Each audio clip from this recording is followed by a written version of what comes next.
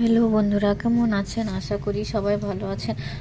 আজকে আবার একটি নতুন রেসিপি নিয়ে চলে এলাম। চিলি বেবিকর্ন নিয়ে এসেছি।